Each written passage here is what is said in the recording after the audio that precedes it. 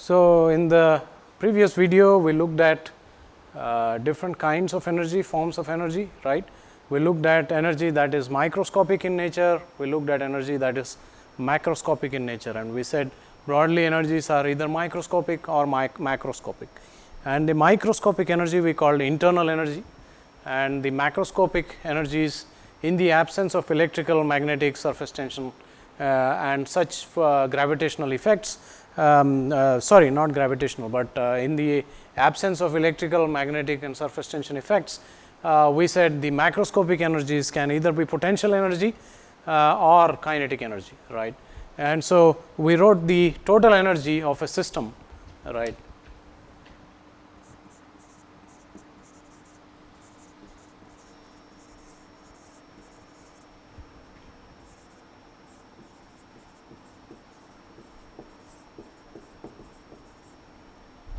E as equal to the internal energy plus the kinetic energy plus the potential energy, right. So, these being the macroscopic and this is the microscopic or the internal energy.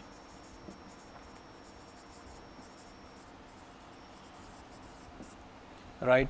And today in this video we are going to look at a little more detail of what is internal energy, what it constitutes, what it does not constitute and so on, right. We also wrote on a per mass basis. So, E divided by m we said was small e was equal to U plus K E plus P E, right. And these had obviously units of joule per kg,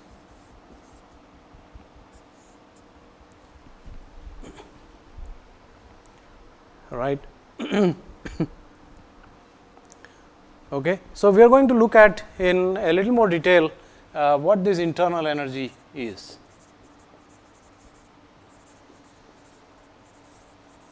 So, internal energy is the sum of all energies that constitutes what is called the microscopic forms of energy, right. And these are, some of these are kinetic energies, some of these are not kinetic energies, and broadly internal energy is divided into subparts again. So, this is again sensible, and then this is latent, and there is a chemical, and there is a nuclear. Why? Because molecules consist of chemical bonds. So, there is chemical bond energy, right. Also atoms consist of electrons, and if you want to move electrons with respect to the nuclei from one orbit to the other, or if you want to extract electrons from an atom, you got to use energy, right. So, there is energy stored in there, and that's part of chemical energy, right. And there is latent. So, for example, if you have ice as compared to water, then the distance between the ice molecules is smaller compared to the distance between the water molecules in general, that is not near the freezing point, but otherwise. And so, there is some energy stored in getting the molecules together, breaking them apart and so on, and that is latent, right. And sensible is, we will talk a little more in detail about sensible, right. And nuclear, you know that there is a lot of energy stored in the nucleus of the atoms, and so therefore, there is nuclear energy there. So, internal energy broadly is in these 4 boxes, and then sensible further can be translational, rotational,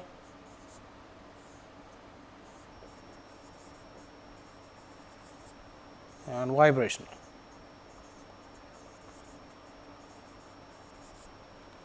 Right. So, if I have, for example, a nitrogen molecule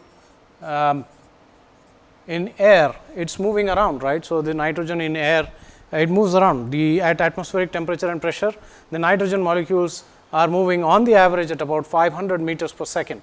That is an amazing speed that we cannot achieve on the ground here on earth, right, but the nitrogen molecules are moving in air as we speak, right, at 500 meters per second on the average, right. So, there's a lot of kinetic energy associated with that translation movement from one place to the other, just because molecules are going from one place to the other at a certain velocity, and that is associated with a simple kinetic energy of the form half mv square, right. So, if you have 10,000 molecules and you have each of them has their own velocities and masses, for each of them you calculate their own kinetic energy, you add up all the kinetic energies of all the molecules in the system, and then you get the total translational kinetic energy of the system, right. So, you take all the molecules, add up all their translational kinetic energies, you get the total translational kinetic energy of the system, right. And this is important to distinguish from the system's macroscopic movement. So, for example, if I have a water bottle, right, then this is the microscopic movements of the water molecules inside the water bottle. This is not, for example, the velocity of the water bottle itself if I throw the water bottle at a certain speed, that is different velocity. This I am talking about is the microscopic movement of water molecules within the system, that is with respect to the center of mass of the system, right. If the center of mass itself is moving, that velocity would constitute the macroscopic kinetic energy here, and that is certainly not part of this translational kinetic energy that I am talking about, right. And then rotational, right. So, if I have a nitrogen molecule again, it can rotate. How can it rotate? It can rotate about that axis, right, and it can rotate, and you know that if when mass rotates around an axis, there is a certain kinetic energy associated with that, and that kinetic energy is nothing but I omega square, right, where omega is the angular velocity and I is the moment of inertia. So, again I sum over all the molecules and I get the total rotational kinetic energy of this system, right. And of course, if I have a system of monoatomic molecules like a system of argon, for example, or a system of neon or helium, right, these are monoatomic gases, and so therefore, there is no question of rotation here. So, monoatomic gases do not have rotational kinetic energies, right. And vibration, what about vibration? This nitrogen molecule can, for example, vibrate about its position, right, and the vibration has certain energy associated with it, right, and you know that vibration energy can be quantified as n plus 1 times h nu, where this is the Planck's constant,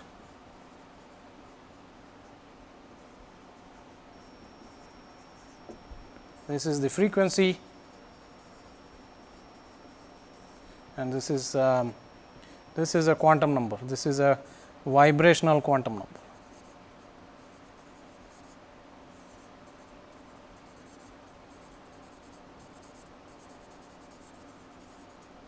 Right, and again if I add up all the vibrational energies of the individual molecules, I get the vibrational kinetic energy of the entire system. So, the translational kinetic energy, the vibrational kinetic energy and the rotational kinetic energy together are called the sensible energy part of the internal energy, right. And so, that is what that is, and of course, monoatomic gases only have translational, they do not have rotational or vibrational modes, and so therefore, they do not carry vibrational and rotational modes of energies, they only carry the translational mode of energy, right. And so, yeah, so that is about sensible energy, right. What about latent? Latent is that energy which is required, for example, to separate two water molecules that are nearby, right. So, let us say this is one water molecule, this is another water molecule, their distance between them there are forces that hold them together, right. And let us say they are in liquid, they are at a particular distance from each other, right. How do we know what that distance is? We know that, for example, the density of liquid water is about 1000 kg per meter cube, right. So, if you took water at let us say 1 atmosphere pressure and 100 degree Celsius, its density would be approximately 1000 kilograms per meter cube.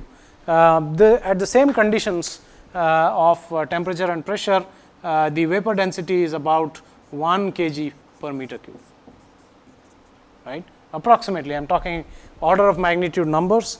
What happened was basically the density decreased from 1000 to 1, which means that the average distance between two water molecules has increased at the same temperature and pressure, depending on whether it was liquid water or vapor. And obviously, when you have to separate two molecules and create distance between them, you got to do work, right. And when you have to do work, that work is stored somewhere, and that is basically the internal energy that we are talking about, right. So that is latent. It is called latent because you do not feel it until you have to change the phase of something, right. So, if you have to change liquid to vapor, you got to put in energy. If you have to change vapor to liquid, you have to remove energy, right. And so that is about latent.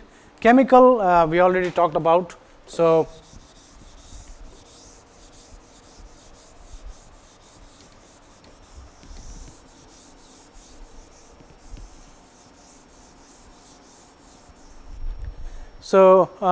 this let us talk about nitrogen and nitrogen, right. So, there is a chemical bond between them. Why? Because nitrogen molecule is happier at a lower potential, if you want to call it, than the nitrogen atoms, right. Nitrogen atoms are less stable than nitrogen molecules, which is why nitrogen atoms, two nitrogen atoms have combined to form nitrogen molecule, right. In so forming, they have given up some energy, which means that if you now want to separate nitrogen atoms, you got to put in energy into nitrogen molecule to then separate them into nitrogen atoms, right. And so, there is some energy stored in that chemical bond there, right. And nuclear, of course, the nitrogen nucleus is surrounded by electrons, right, but the nucleus itself has 14 electrons and 14 neutrons, right.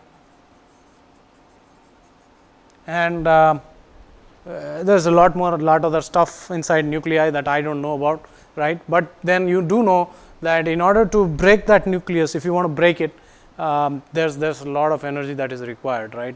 And at the same time, some nuclei, when they break apart, they release energy, right, because they become more stable by splitting into two or more nuclei, and so therefore, they release a lot of energy. So, for example, helium, two hydrogen nuclei, when they combine to form a helium nucleus, there is a lot of energy released, right. So, there is that nuclear component to energy, and so these four components together are called internal energy, right. Of course, there is one more component to sensible that I have not mentioned, that is the electronic energy, right. So, in addition to translational, rotational, vibrational, there is also electronic.